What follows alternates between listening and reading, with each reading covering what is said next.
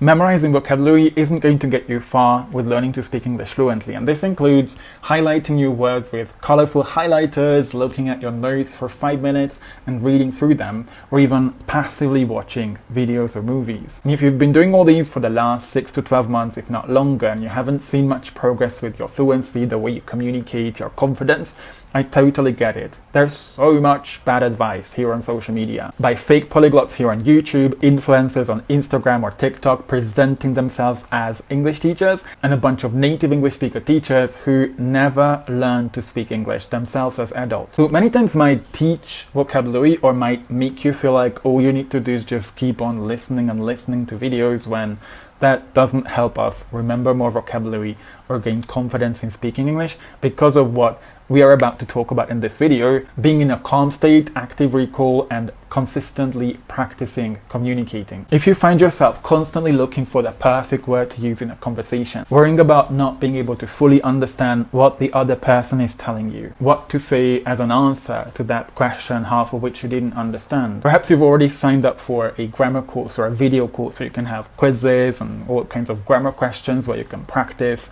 and improve your vocabulary, watching movies or series in English, or might even signing up for a grammar course where you learn together in a class. You're most probably making all three of these mistakes without even noticing. Now close your eyes, I'm serious. Close your eyes and imagine speaking to people around you who don't judge you, who don't make fun of you, who don't laugh at your accent, who understand every single word you say because you feel powerful, you feel like an effective communicator, having words, vocabulary automatically coming out of your mouth. You're feeling calm and you're in that flow of the conversation without feeling any stress.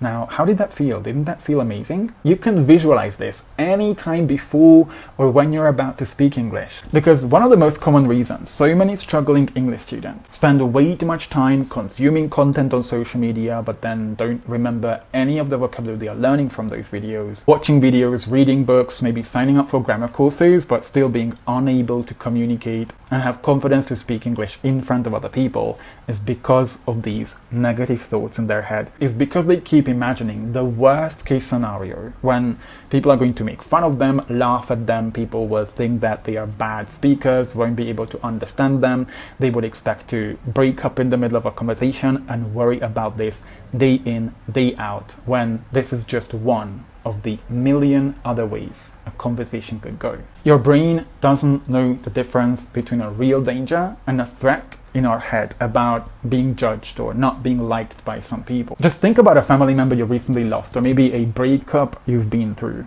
in the last couple of months. You immediately start feeling sad, upset, getting teary-eyed, even if it's not happening right now. When your body feels in danger, whether it's a real danger, a bear coming at you, biting your head off, or a perceived threat, like we're going to be judged, we're not going to be loved, people are going to criticize us, we're not going to feel safe because we think making mistakes is unsafe. The reason we start feeling nervous, scared, isn't because there's anything wrong with us, but because our body is trying to help us, give us all the energy. So it's going to remove as much blood as possible from the prefrontal cortex, the part of the brain that's responsible for memory, remembering vocabulary in a conversation. It's going to send all the blood into our limbs, our arms and legs, because we want to get out of that dangerous situation to save ourselves. So if you've been studying vocabulary for years, been watching movies and series, so you kind of know the grammar and vocabulary, but you keep finding yourself forgetting vocabulary in a conversation,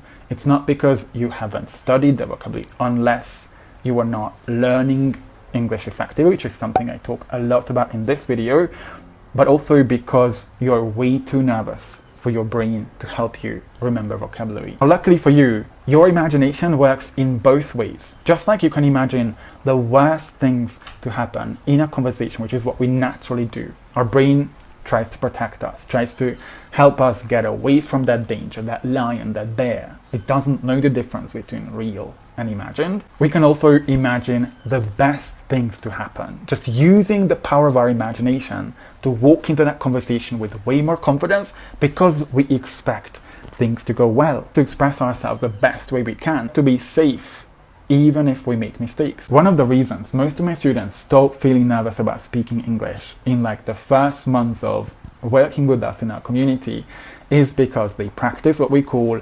mental rehearsal. This takes practice because your brain is not meant to make you happy. This was one of the biggest realizations one of my students had a couple of months ago. Your brain's job is to protect you and to function the most effective way possible. So your brain is going to come up with all kinds of excuses and negative thoughts to hold you back from being in that conversation. Things like, people are going to laugh at my horrible pronunciation because I don't speak like a native speaker. I'm definitely going to mess up this sentence. I'm going to waste their time when I take time and think about the next word, and they're just gonna get bored with me when I speak to them. And so on and so forth. But one thing my students learn, especially the ones taking the coaching program as well, is that you create your thoughts. So you have the power to notice, what am I saying to myself? Why am I holding back from having a conversation that I'm fully capable of doing if only I change the way I think? And instead of thinking, it's gonna be the worst, that people are gonna judge me, that I'm definitely going to make mistakes and mess this up, think thoughts like, I'm going to do my best to express myself, and the way I express myself has got nothing to do with my intelligence. People will genuinely want to connect with me and understand me, even if I make mistakes, even if I mispronounce a word. Or even things like, I'm an effective communicator. I'm gonna do my best to communicate my thoughts, to get my message across, and if someone doesn't understand me, they will ask me to repeat or to clarify. If not, that's not my problem. When I was in constant anxiety about my accent back in my late teens, when I was starting to take my English learning more seriously, my native language is Hungarian, remotely connected to English. We're not even the same language family. I kept worrying about what people will think if I make a mistake, and I was really worried about, what if I get blocked and paralyzed in the middle of a conversation and I'm not going to be able to express myself and continue my sentences? I had the exact same thoughts, and I started to reframe them. My coach, the teacher I was taking lessons from, that I saved a lot of my pocket money for as a high school student, helped me reframe them as well. I started redirecting my attention away from mistakes, my accent, or anything else that could hold me back from speaking more confidently, and towards what actually matters in a conversation, which is what we always talk about in our community, the reason my students make so much progress in such a short amount of time: connection. And as I practiced on the go, joining conversations 2, 3, 4 times a week, constantly having those negative thoughts and thinking, well, this is not true, these are just thoughts, I can just simply believe that I'm gonna do my best and just walk into that conversation and practice getting better at communicating with other people, the negative thoughts, the fear went away within weeks. Well, none of this makes any sense if someone only includes what we call passive learning in their daily routine. And this is why struggling English students can spend or waste years watching videos, scrolling on social media, even reading books, but never find the confidence to speak English in front of other people, because what they've been practicing is simply understanding vocabulary, not using it, especially using it in the moment of speaking. It's just like, how do actors who pull off an amazing performance in the theater are able to create that show that everybody enjoys? Of course, they needed to have consistently practiced their lines. They know what to say, when to say that. And by the time they have the premiere of that show, they're able to say all of these things automatically because of consistent rehearsal. And improving our communication skills works exactly the same way. And this is one of the most powerful skills an effective English communicator can develop. A lot of my students work on this in our program, which we call active recall. I talked about this multiple times in my channel, even recently, and also the fact that we need to have a practice of actively recalling vocabulary whenever we speak, whether it's speaking to ourselves, practicing recording ourselves, or having conversations with other people. So we end up not just improving our fluency, but also remember vocabulary, because we realize while we speak what we know and what we still don't know or don't remember. And most struggling English students make this massive mistake that when they don't know a word, they immediately look it up in the dictionary, instead of taking time, maybe like 5-10 seconds, to think if they could remember that vocabulary. Because whether you remember or forget vocabulary doesn't matter, because what is wrong with not remembering vocabulary. In school, we kind of learned that not remember vocabulary is bad because we're going to lose points, we're going to get punished in tests. But in real life, if you know anything about learning, you can check out some of my other videos. Learning is all about forgetting, learning again, forgetting, learning again. And as long as you keep forgetting and remembering, going to build that long-term memory that you need to be able to speak English confidently. My most successful students are able to remember vocabulary and express themselves with a wider range of vocabulary, break through that intermediate plateau and speak English at pretty good B2, C1, upper intermediate, advanced level, because in our classes, even outside of the class, on their portal, they have loads of active recall practice where they don't just understand vocabulary, they get a lot of examples of how the vocabulary is used, and then through a bunch of activities they are able to remember the vocabulary. So in a real conversation they have no problem not remembering vocabulary. If you'd like to find out more about how not to waste any more of your time learning English ineffectively, focus on what actually matters, what I guess your goal is to speak English fluently, communicate effectively and confidently so you can get that next job, that next promotion, that dream of yours to move to another country, speak with clients from other countries in your business, get my free ebook that I prepared, which contains 17 of the most powerful habits effective English communicators and successful English learners build and maintain so they can learn to speak English way faster without all the stress and speak English fluently and confidently. Check the first link in the description below. The simplest form of practicing active recall is to spend, let's say, 15, 20, 30 minutes watching a series, a video, listening to a podcast, or reading a chapter from a book, or even studying vocabulary in your notebook about a specific topic. And the next day, you get a blank sheet of paper and just write down everything you remember, but only focusing on remembering as much as you can, not everything that was in that video on that sheet of paper, but whatever you remember. Remember that no one can ever remember everything, okay? The goal is not that. When I'm learning Korean, this is my 6th language I'm currently learning, trying to maintain Japanese at the same time. Last year, I was able to communicate even with my basic Korean confidently, without feeling nervous or without expecting to mess up or feeling ashamed of my mistakes, speaking to native Korean speakers because I implemented active recall in my daily routine. Very often quiz myself on the vocabulary that I've been learning from the videos I'm watching or any sort of book that I'm reading, whether it's my textbook or a book in Korean at my level. And obviously, I've been through hundreds and hundreds of quizzes and creating materials for my students in the last 17 years of being a coach, but I'm gonna share with you one of the many really powerful activities that you could do anytime, and it's called gapped sentences in flashcards. So many struggling English students do use flashcards, maybe not as consistently as they want to, which is a huge mistake, but also super ineffectively. Many times they just put the word on one side and then the translation of that word on the other side, risking not being able to remember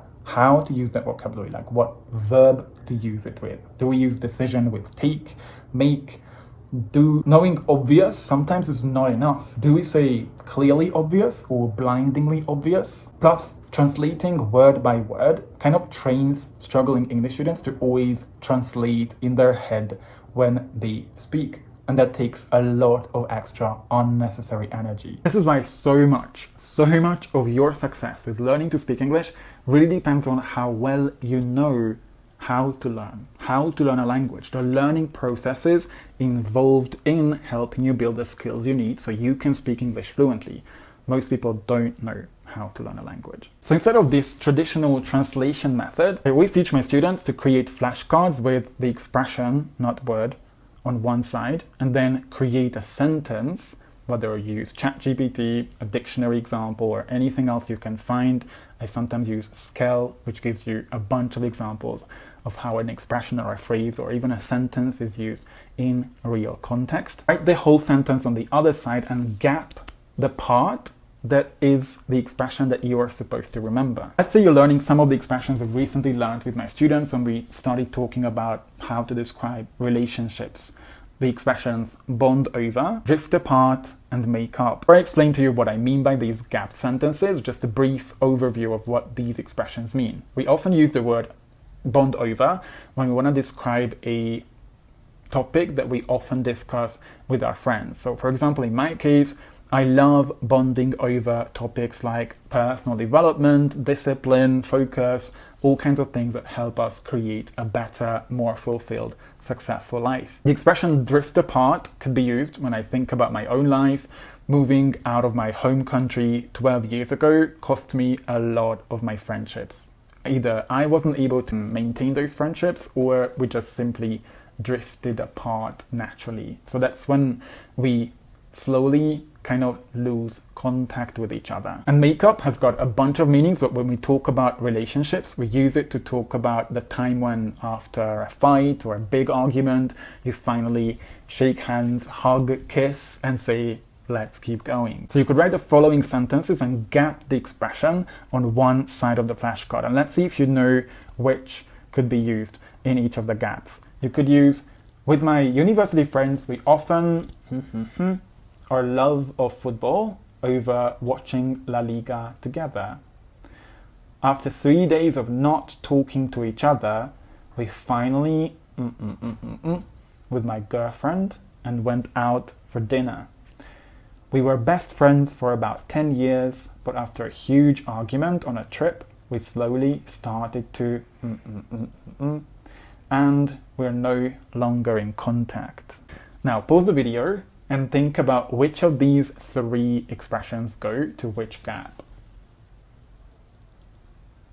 So the solutions are, with my university friends, we often bond over our love of football by watching La Liga together. I recommend remembering the entire expression, bond over our love of, because you could use it in other contexts. You can bond over your love of working out, you can bond over your love of birds or nature.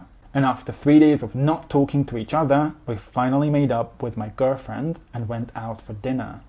We were best friends for about 10 years, but after a huge argument on a trip, we slowly started to drift apart and we're no longer in contact. Now you could have shorter, longer, more complex, more simple sentences, but that doesn't matter. The point is to give you context where you are supposed to remember off the top of your head what phrase or expression goes in the gaps. Do your best to resist the temptation of looking on the other side before you start actually thinking and recalling that vocabulary, because the point of the activity is not necessary for you to look it up immediately to know the word, but to know if you can remember and have practice recalling that vocabulary. And if you don't know, after like 10-15 seconds, you can always look it up. And the next time, you're more likely to remember. And anytime you get bored with those sentences, sometimes a great way to do some more review is to create more of those sentences, switch them up, change the sentences, and then practice those instead of the ones that you already know,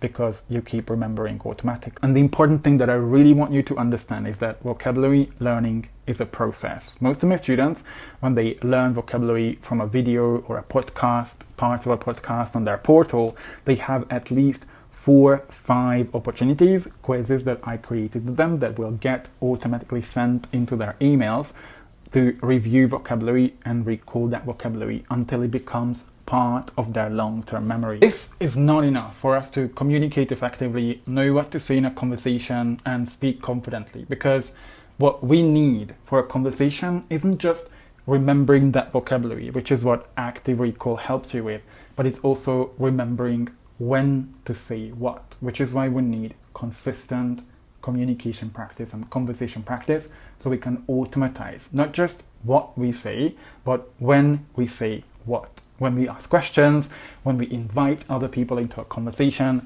what we say to talk about different points in a presentation, to describe a process, or to simply apologize to somebody politely. But it's such an important topic that I definitely wanted to dedicate an entire video to that, so you can also learn what exactly you need to focus on if you want to communicate more effectively, speak more fluently, and not feel nervous about having conversations. So watch out for the next video where I'm going to talk about part 2, conversation practice. Thank you so much for watching this video. I appreciate you for your patience, and if you have any questions, if there's a difficulty or challenge or fear that you might experience in your English learning journey, pop them in the comments below and I'll do my best to reply. Hope you'll have a lovely rest of your day and see you in part 2. You could do this visualization. Oh shit.